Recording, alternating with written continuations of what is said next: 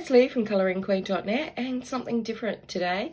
I've got a Korean simple drawing illustration book. There are a few little colouring techniques, but I remember a while ago someone asked me on Instagram, and I really can't remember, I'm sorry, how to emulate the technique that a lot of our Asian colorists use when they're colouring pictures. And this book, even though it's a simple tutorial book, it might actually help with that. And I'm sorry that I can't remember your name. sorry. So here we go. We've got a dust jacket. It's by Korean illustrator Sosora. I hope I am pronouncing that correctly. I apologise in advance if I'm not. We start off with some coloured printing. And the coloured section of the book, if you do not read Korean like me, you can use a scan and translate app.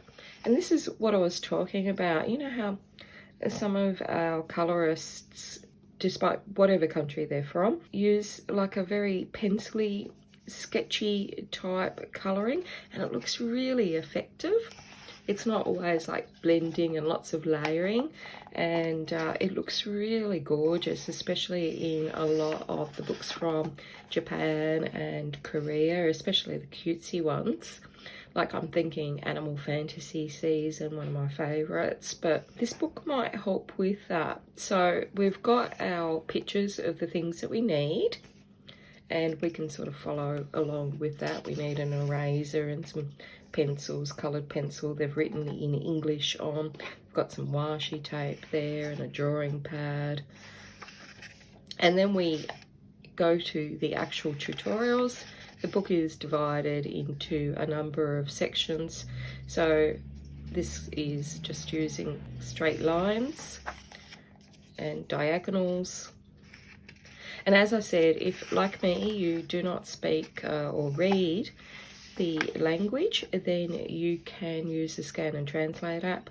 This is just drawing different circles, but see that there is different pressure being applied here. This is a lot darker, and this is a difference in pressure. And then we get into like the little shapes, and again we've got that different pressure, a firmer texture as opposed to a lighter texture here, or less pressure. And I love the way that they've set this out in the little itty bitty steps, so that even if you do not understand what these words mean, I don't, but the little red arrows show you the direction of how to draw the shape and how to draw each particular element that you are layering on. So you can see these little tiny red arrows that are going around here, so that in the end you end up with whatever the completed little picture is.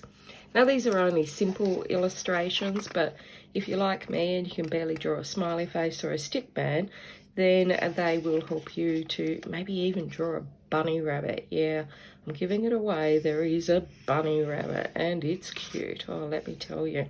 So we go through simple little things like handbags and cups and nail polish and bows, Christmas trees and mushrooms and things like that. And sometimes you might want to draw some elements onto your coloured pages. I know many of you are so super talented that you've been able to add in extra elements onto your colouring pages, and some of you have even taken up creating your own colouring pages. So you know, obviously each to their own. I certainly wouldn't be adding any elements in, you know, other than the stickman and smiley face, but you know, I may even be able to draw a bunny rabbit at some stage if I follow the instructions here long enough. We never know. So here is our bunny rabbit, and see how they've done the lines here. So we go around to the right, down to the left, and we keep following it around, and we get these shapes that going over, going over, going over, over, and we eventually get like little faces. So it just shows us that we can make a bunny with a round face, a bunny with a square face, and a bunny with like a loose triangle face. And even where to put the little shading and the little ears, you know. So very, very cute and very simple when you break an image down into just little shapes. And so here is a little, like a Molong bunny, and little birdies and mice and whatnot. So once you get these sort of shapes worked out, then you can just add in your little details. So it's quite cute. Look at the fox and the cow. And again, the artist is guiding us the whole way through with these little red lines that indicate how we should use our pencil to draw with.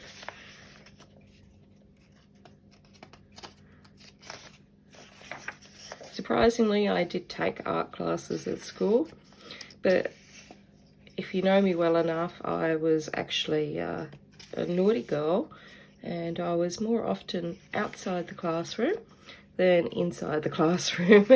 Something I regret now, but at the time, not so much.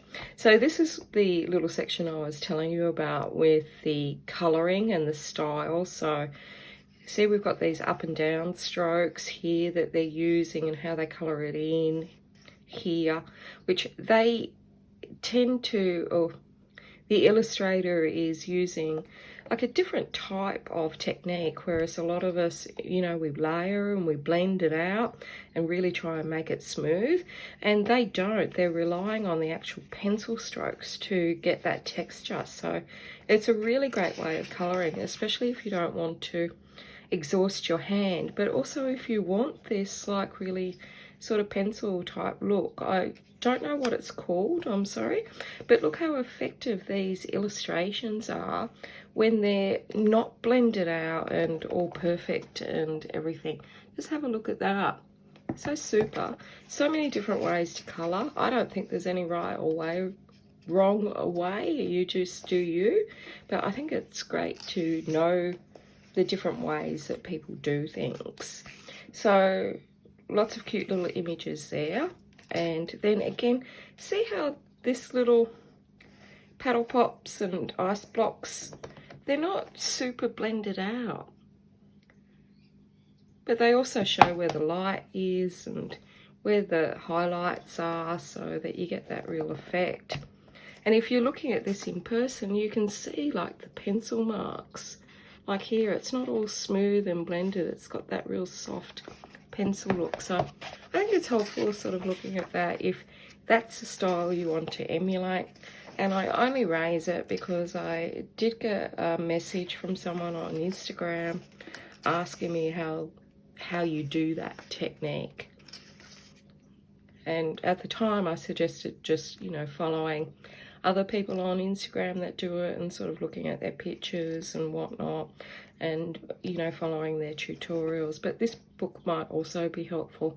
So now that you've known all those things, you know, you can obviously draw up more things and add to them and create more things like little buildings, houses. And she's making it look really easy. They're very cutesy. You're not going to get like a super natural, you know, portrait style look, but if you want to do cutesy style images, then this book might be helpful.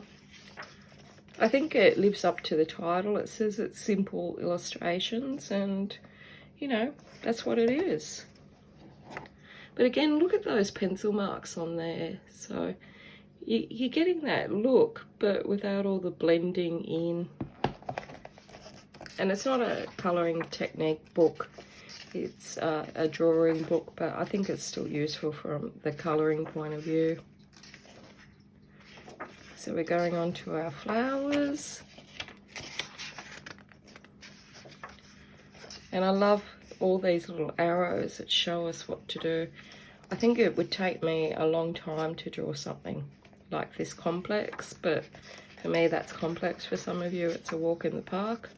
I just love how it all comes together. It's so adorable.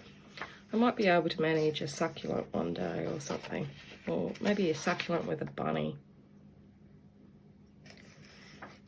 So we've got our trees and now our fruits and veggies, and see how they've shown where they highlight or where they're not colouring as much, just to get that effect. And here we've got the highlight in pen. by the looks of it.